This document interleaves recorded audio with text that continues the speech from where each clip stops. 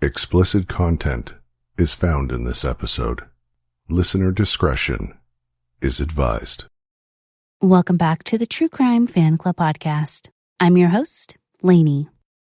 It's something all parents fear, that their teenagers are going to throw a massive party the first time they're trusted to stay at the house all on their own. The parents come home to a trashed house, ruined floors or walls, their trust in their teenagers completely gone. It can really be heartbreaking. But what about the devastation left behind if the teen decides the party is more important than the parents' lives? Okay, on to the show.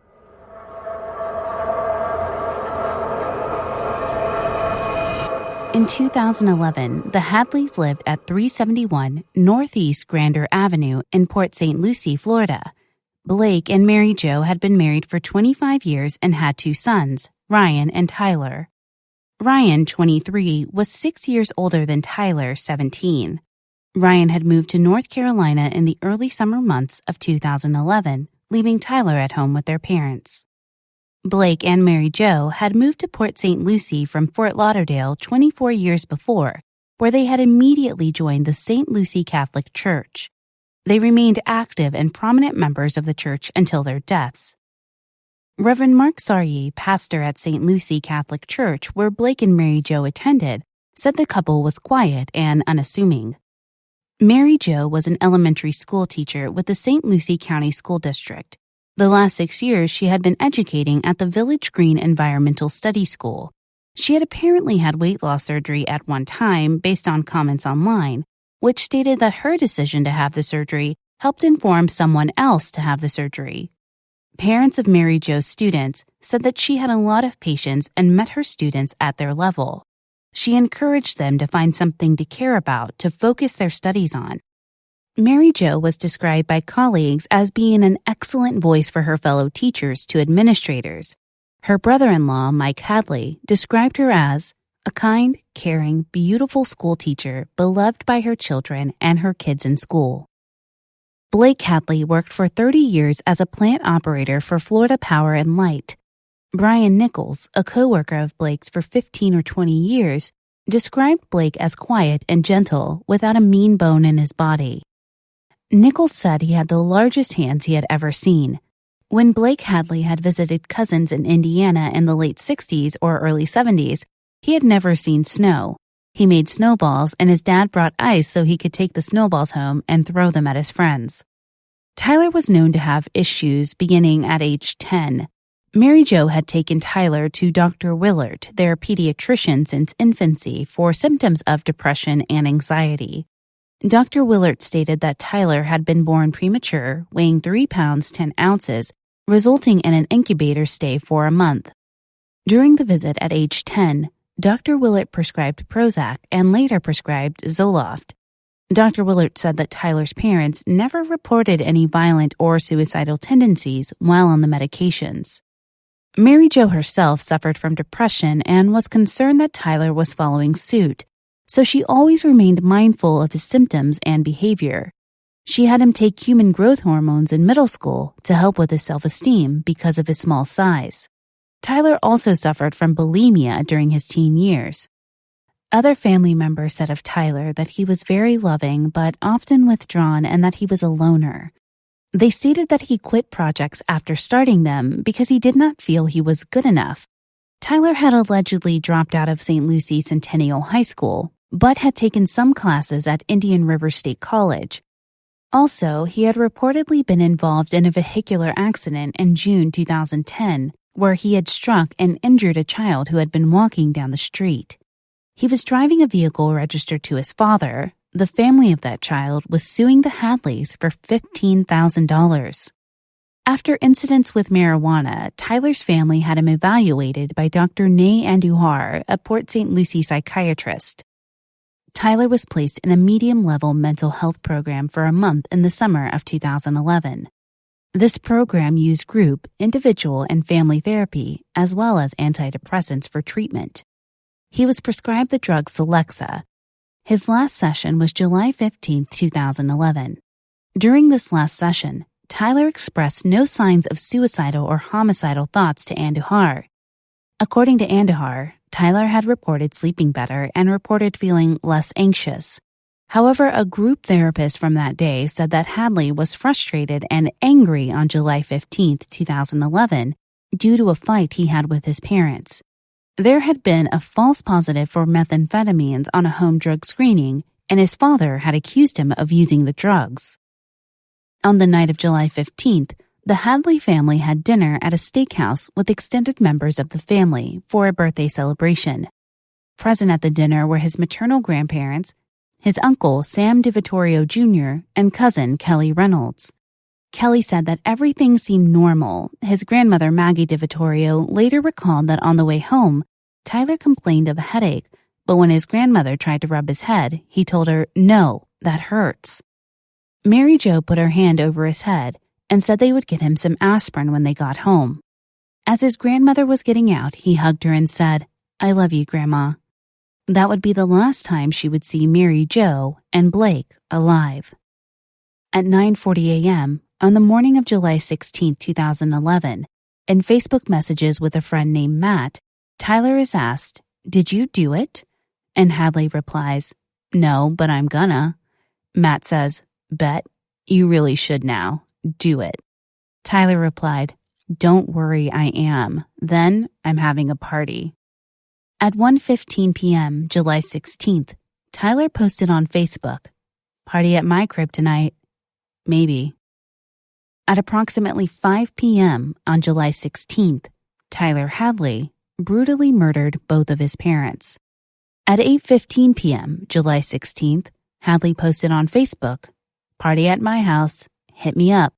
At 9:00 p.m., the party begins, while the bodies of Blake and Mary Jo Hadley lie in their locked bedroom. Approximately 60 teens and young adults show up to the party, many who do not know Tyler Hadley.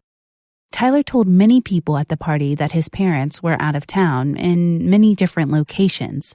He told some they were in Georgia, Orlando, or Palm Springs. He also told many people that he would be going away for a long time, and some he specifically said to prison. On July 2nd, weeks before the party, he had told one friend that he wanted to kill his mom, and the friend said that he would go to prison. During the party, where Hadley had been acting mostly normal, he pulled aside his best friend, Michael Mandel, and said he needed to tell him something.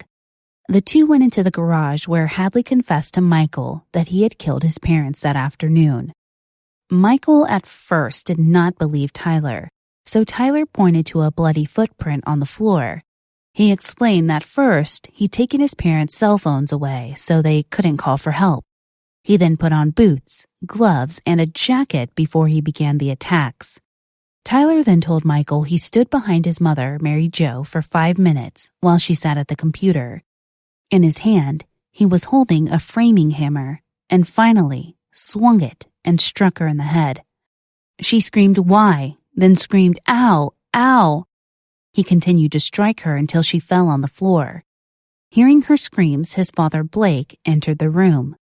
Tyler and Blake locked eyes before Tyler began chasing his father, beating him to death with a hammer.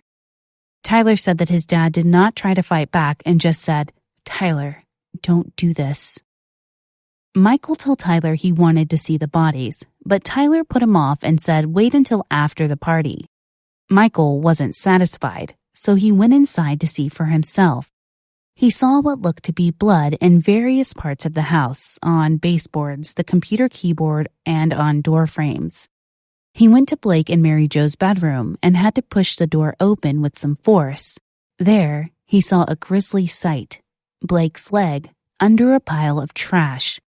He quickly closed the door and made the decision to act normal, even posing for a selfie with Tyler. Michael has justified this, saying he knew it was the last time the two would ever be together, and that neither one of them were happy in the photo. Tyler also revealed to Michael his plans on committing suicide when the party ended by taking 10 Percocet pills. With this knowledge, Michael ends up finding the pills and hides them from Tyler. At 2:30 a.m., some people at the party began receiving notification of another party across town, so they began leaving noisily.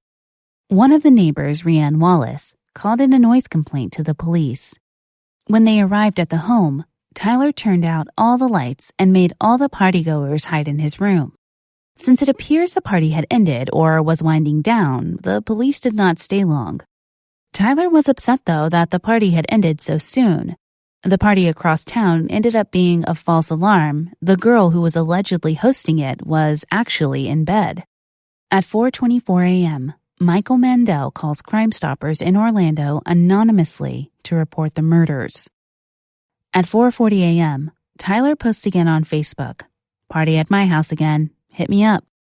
2 minutes later, police show up at his house with a concern about the adult Hadleys based on the Crime Stoppers phone call.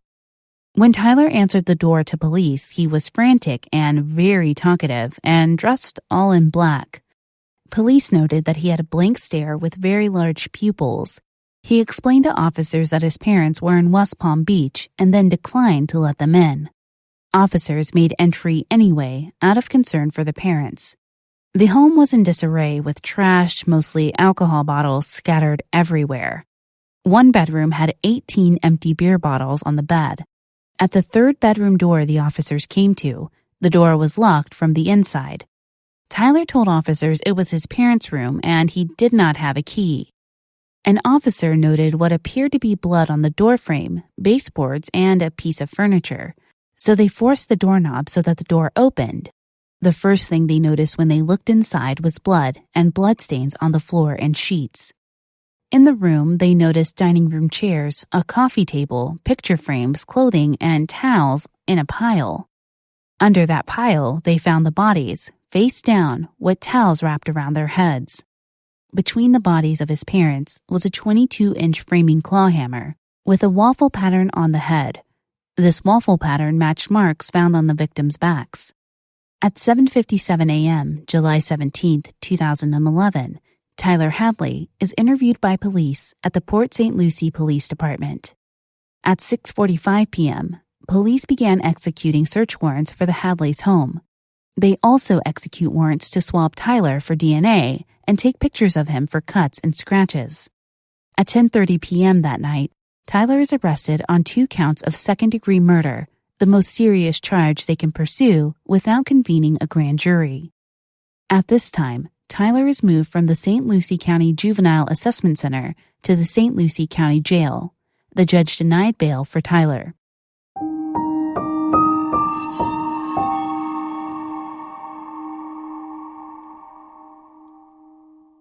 I'm going to pause the case right here so you can hear a word from our sponsor.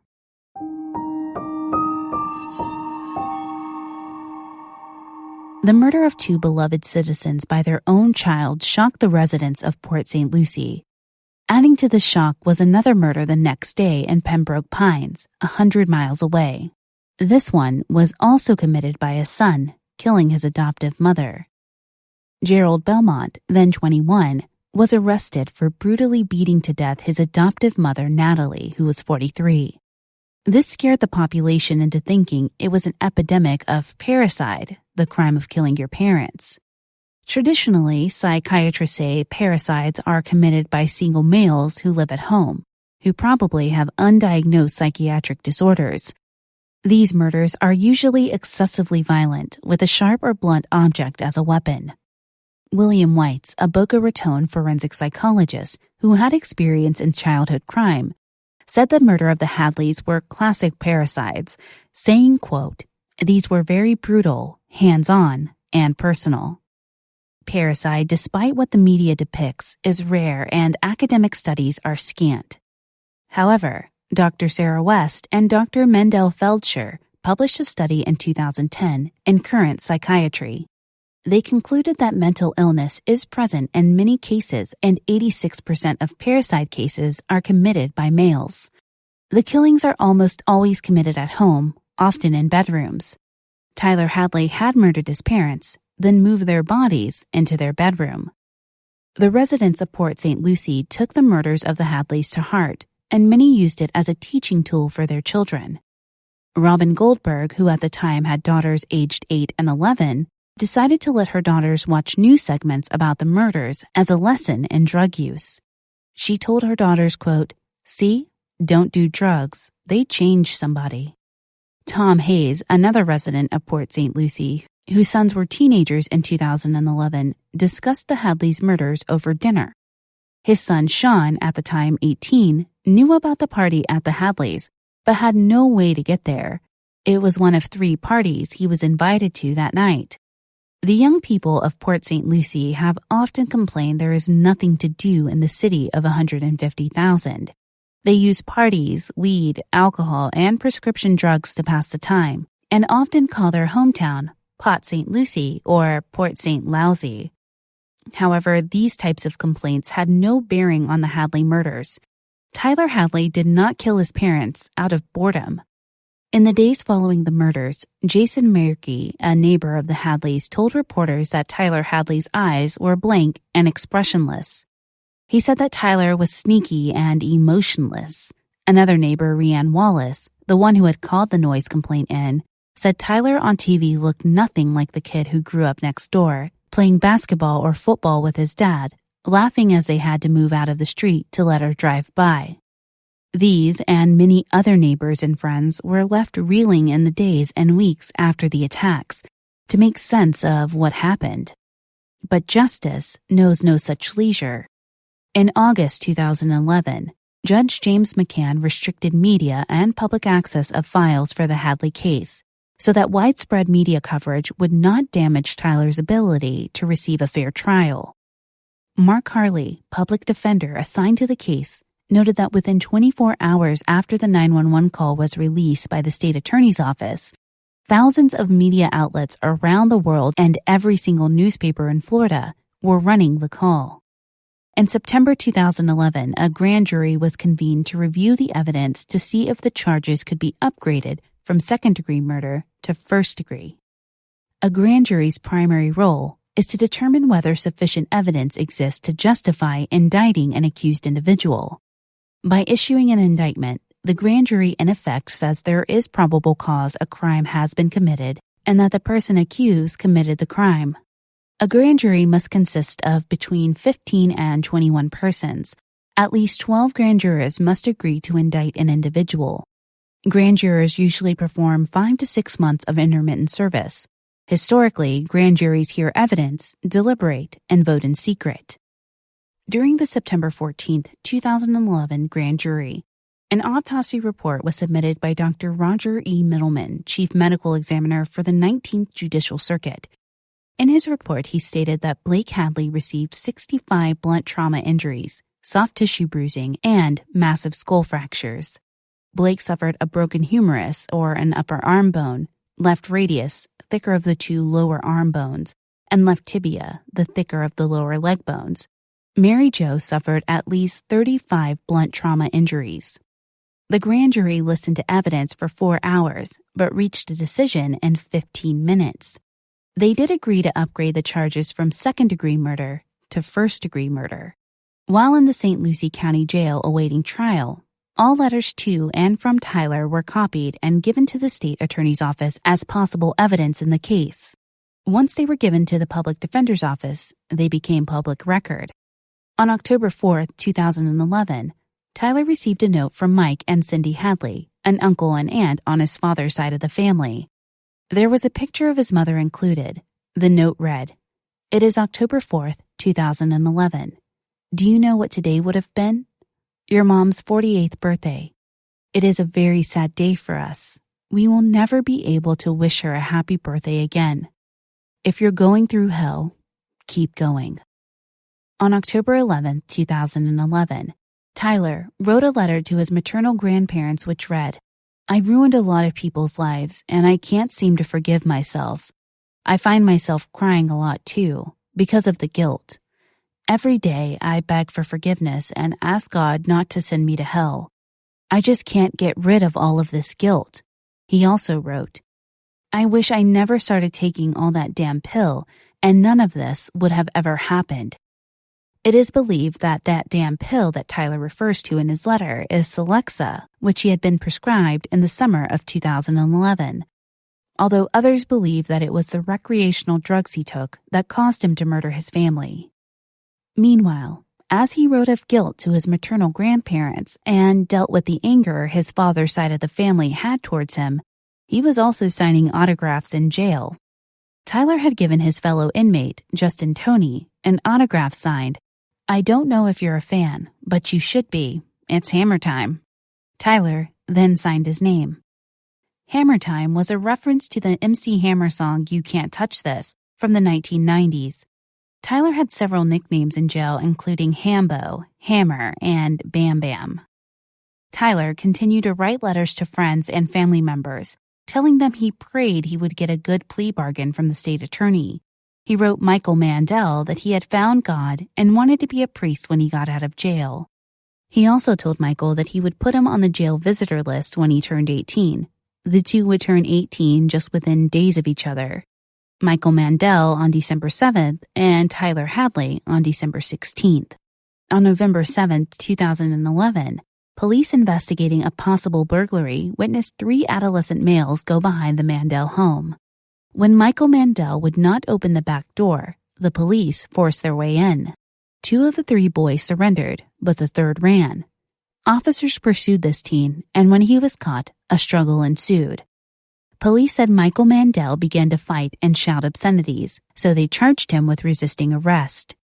Michael Mandel said he was hit several times by the officers and then thrown onto a bed so forcefully he cut open his chin in the process. He requested medical attention and was denied. Michael Mandel said he was targeted and assaulted because he had avoided talking to the police any further about Tyler's case. He stated that he had been questioned by them at least 2 times a week for several weeks, and so he changed his number as a result. On December 14, 2011, 2 teen inmates at the St. Lucie County Jail were arrested after accusations that they had beat Tyler.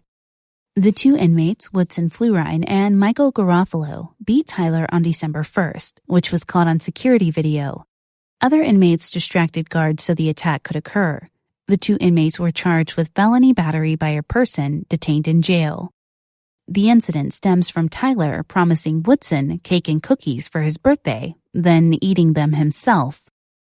The security video shows Woodson hitting Tyler 3 times and Michael Garofalo hitting Tyler 3 times, but Tyler was not defending himself. On June 25, 2012, the U.S. Supreme Court ruled that sentencing minors, including Tyler, who was awaiting sentencing at the time, to life in prison with no chance of parole violated the 8th Amendment's ban on cruel and unusual punishment. On November 29, 2012, Tyler wrote Michael Mandel a letter insinuating that he would be using an insanity defense. He stated, "If I plead insanity and go to a state hospital, I'm looking at 10 or 15 years. That's what I pray for." In April 2013, Tyler's attorneys filed paperwork in St. Lucie County Court indicating they intended to use an insanity plea for Tyler. Their argument was that Tyler was laboring under a mental disease, infirmity, or defect, to wit, depression. They also included on the paperwork that they intended to use involuntary intoxication as a defense. The involuntary intoxication defense was also called the Mickey Finn defense.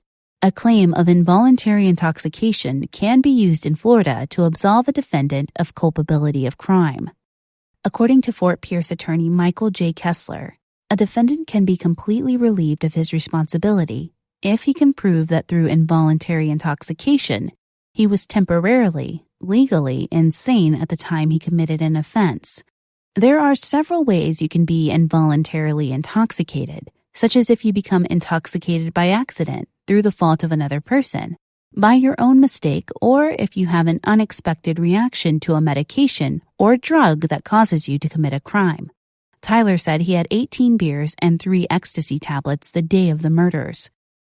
One case of involuntary intoxication was when 16-year-old Victor Brancaccio of Port St. Lucie killed an 81-year-old woman who complained about his loud rap music in 1993. He claimed that Zoloft made him involuntarily intoxicated, and he did not know right from wrong. However, this defense did not work, and Brancaccio was still found guilty of first-degree murder and kidnapping. In July 2013, Tyler's attorney, Chief Assistant Public Defender Mark Harley, left his position abruptly. His boss, Diamond Liddy, would not say why he left or if he quit or was fired. Hadley was a death penalty certified attorney who was working several high-profile cases. The sudden departure created a delay in Tyler's trial. Sadly, Mark Hadley passed away at the age of 54 during a driving incident in Key Largo, Florida on Sunday, May 11, 2014, with his wife and mother nearby. On December 18, 2013, a Rolling Stone magazine article was published which revealed many details of the murders, but also painted Port St. Lucie in a dark light. Many of the facts in the article were not quite true, according to Assistant Public Defender Mary Saldana. The article reported that Tyler had been arrested previously on aggravated battery charges and had been convinced on burglary charges stemming from things Tyler had posted or said on his Facebook page. Saldana said Tyler had no prior criminal history. The citizens of Port St. Lucie were upset by the depiction of their city in the article as well. In December 2013, Chief Assistant State Attorney Tom Bockendahl filed papers notifying the defense that the state planned to present evidence at the trial concerning Tyler's behavior leading up to the murders. They quote, "Tyler had poor school performance, behavioral problems, disciplinary history, theft from his parents, drug use, and drug treatment." Bockendahl stated that these behaviors were relevant to proof of motive, opportunity, and intent. At least 200 people were called as potential jurors for Tyler's trial. In late January 2014, Tyler's attorney Diamond Liddy filed papers requesting that Judge Makehamson dismiss the first-degree murder charges against Tyler. Liddy argued that under Florida law, there is no legal punishment the court can impose against juveniles convicted of first-degree murder. Liddy argued that teen brains were not developed and attempted to show the MRI of an adolescent brain, to which Bockendahl objected. On February 19, 2014, Tyler Hadley stood before St. Lucie Circuit Judge Robert Makehamson and pleaded no contest to first-degree murder. Judge Makehamson asked if he was pleading no contest because he was in fact guilty or because it was in his best interest to do so. Tyler replied, "It's in my best interest to do so." Pleading no contest meant he did not admit guilt, but he did not want to contest the charges. His grandmother, Maggie DeVittorio, sobbed quietly just a few feet away as he entered his plea. Many were shocked that he changed his plea like this, but others speculated that he decided to spare his family the pain of a trial. University of Florida law professor Bob Deckel said there are tactical advantages for Tyler to change his defense from an insanity plea at the last minute. One of these tactical advantages is the sentencing hearing. The state cannot put on a complete case for a sentencing hearing like they can for a jury trial, giving Tyler the advantage. The sentencing hearing was the first time a Treasure Coast judge was required to conduct a juvenile mitigation inquiry before imposing a punishment against a murder defendant who was not an adult when they committed the murder. Florida judges ruled the inquiry is required to comply with a 2012 U.S. Supreme Court opinion that banned sending minors to prison for life without parole, except under rare circumstances.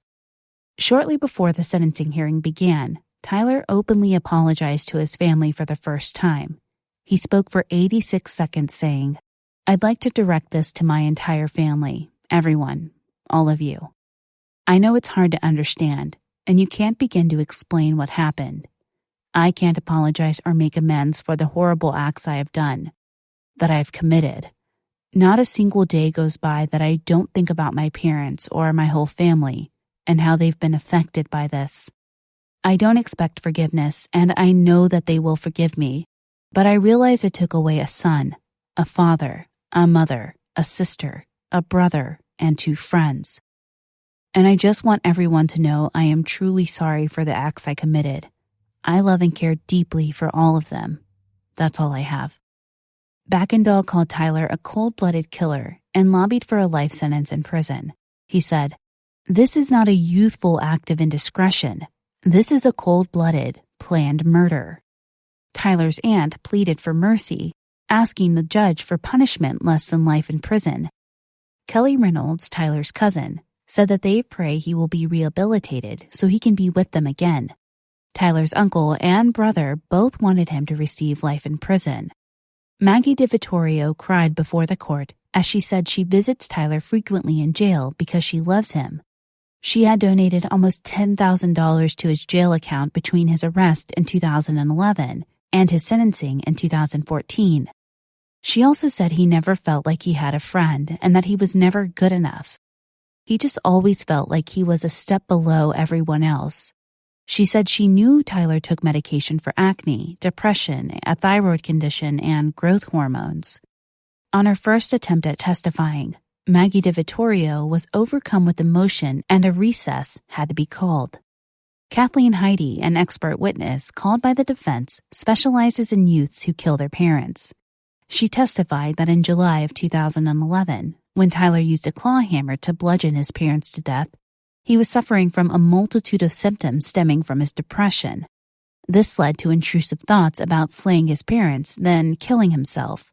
Heidi first evaluated Tyler in December of 2011 and had 6 meetings with him in total. Tyler's attorney asked Heidi if Tyler loved his parents.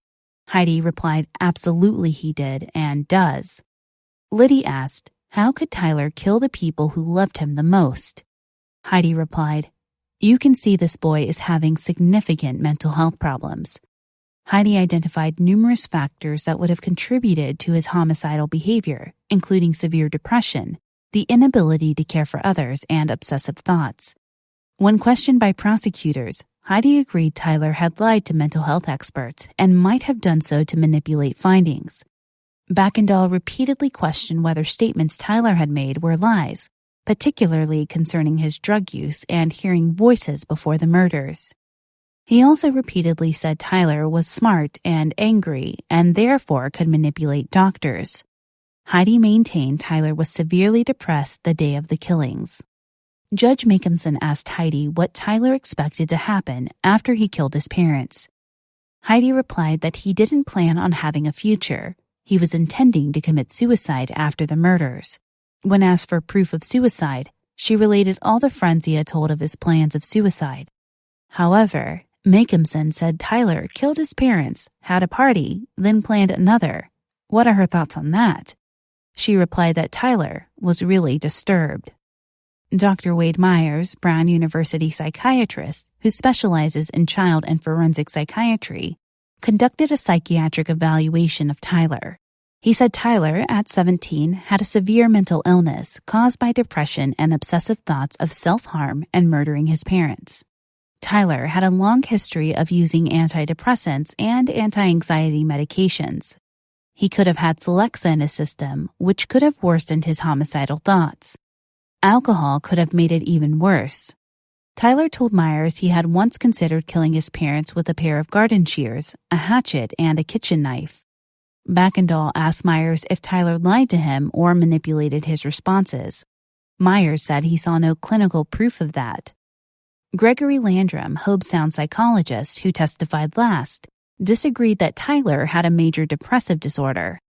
He testified for the state and said he believed the defense experts had misinterpreted the test results to reach a major depressive disorder diagnosis.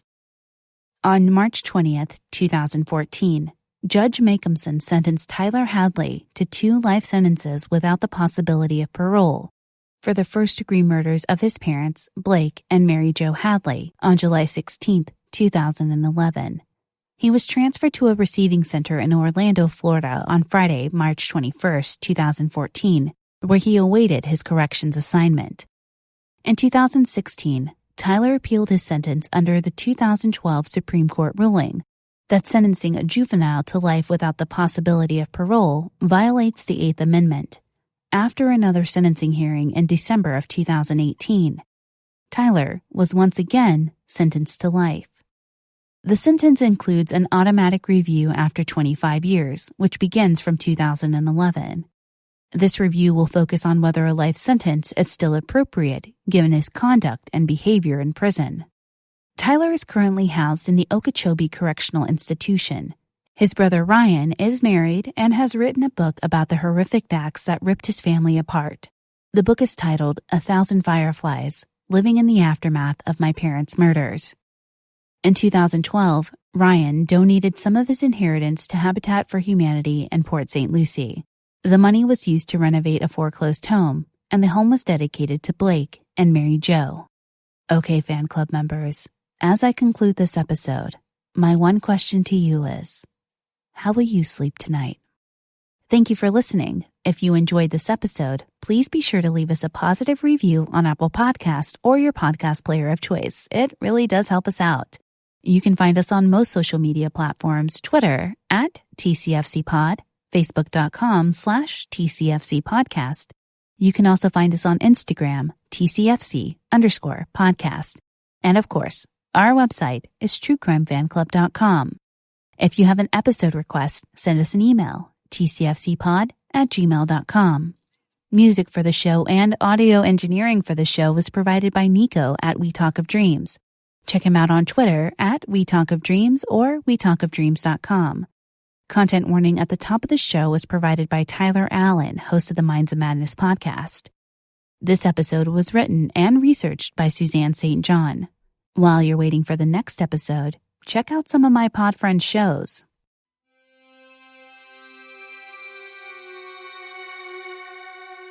Hi, I'm Michael, host of the Murder Mile True Crime Podcast, which was nominated as one of the best British true crime podcasts of 2018, is based on my 5-star rated guided walk, and features more than 300 untold, unsolved, and long-forgotten murders, all set within 1 square mile of London's West End.